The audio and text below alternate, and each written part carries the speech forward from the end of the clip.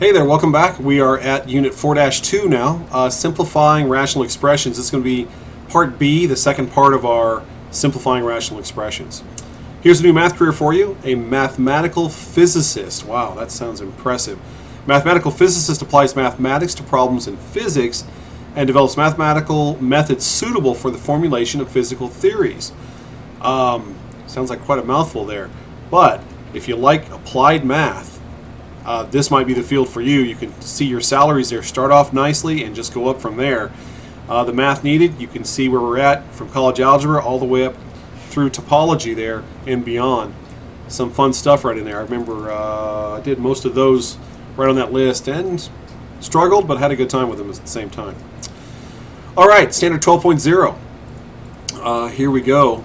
Today we will simplify rational expressions again from yesterday. So let's take a look back at what we've seen. Look back here. So A or in blank is a value for x which makes a function undefined, or a value for x which sets the denominator equal to 0. So what do you think? What was that thing we saw at the end of the previous lesson there? Hopefully you've answered an excluded value. That's correct. An excluded value, this is a value for x which makes a function undefined. In other words, you're dividing by 0, which is no bueno. All right. To simplify a rational expression is to first factor the numerator and denominator. Let's do that. Let's take something that looks really messy like this. Now we saw a little bit of this yesterday. We're going to see more of it today. 3y squared plus 6y over a trinomial. Y squared minus y minus 6. So what do you see in the numerator we can factor out? You see a 3, and what about the bottom? How about actually a 3 and a y? What about the bottom there? How about an easy x there? Yes? Let's do that then. Let's go ahead and factor out a 3y. And we get that as our new numerator. Okay, that's pretty straightforward. And then how about on the bottom, we'll use easy x.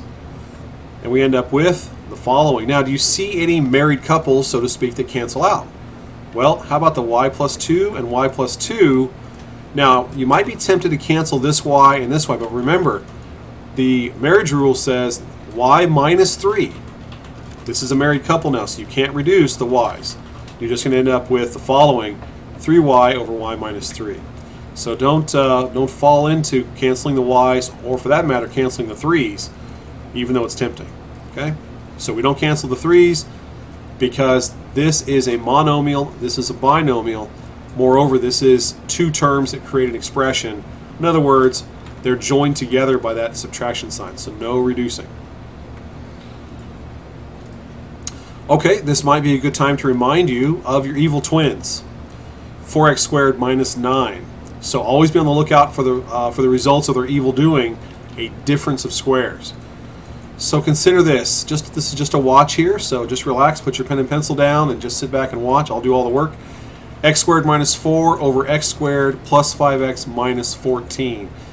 Do you see, hint, hint, a difference of squares? Well, right here at the top, x squared minus 4, perfect square, subtraction. Let's do that. So, difference of squares at the top. What about the bottom? Can we easy x the bottom? I hope so. Let's do that. So let's factor using easy x. And now, do you see anything that can cancel here? Remember, think couples. What matches perfectly? That's right, x minus 2 over x minus 2, which leaves you with the following simplified expression: x plus 2 over x plus 7. Again, do not cancel the x's. This unknown x added to 2, we don't know what this is. That's as simple as we get it. And x plus 7, we can't reduce that either. So please don't break them apart. All right, together now. Go ahead and put this into your notebook. X plus 2 over x squared plus 5x plus 6. So after you jot that down, again, if I'm going too fast, you can pause and slow me down. If I'm going too slowly, you can even speed up. I've heard of students doing these on double time, where they just tell their computer to speed up. I don't necessarily recommend that, but it's right there on your screen, I'm pretty sure. You can also factor the bottom here. So we can't really do anything with the top. X plus 2 is x plus 2. Not much there, but at the bottom, we could break it apart. So how about x plus 2 over x plus 2? These two guys here look like they can cancel. And so we're left with what in the numerator? Just the number 1. Remember, the couples cancel, but when they do so, the numerator is not vacant. You don't vacate the numerator there. We're going to make it a 1 up there at the top. So 1 over x plus 3. All right, your turn. How about this one? Go ahead and give this one a try on your own, and I'll pause here for a second. Maybe you press pause on the button and come back when you're done, and we'll see how you did. All right then, so let's see. What am I going to do here? The first thing I'm going to do is factor the top. I like the 4 out of the top, and I'm thinking easy X the bottom. So factor a 4 out here. Good. And I'm thinking easy X on the bottom. I get this.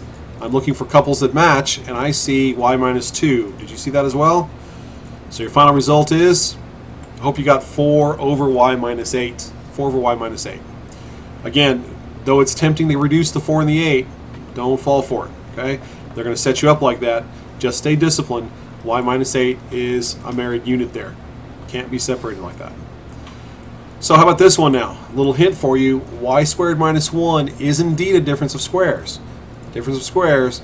So what's that really going to look like? How about y plus 1? And then what's the next binomial? Y minus 1. Good. At the bottom, what do you have there? Y squared plus 2y minus 3. Easy X that guy.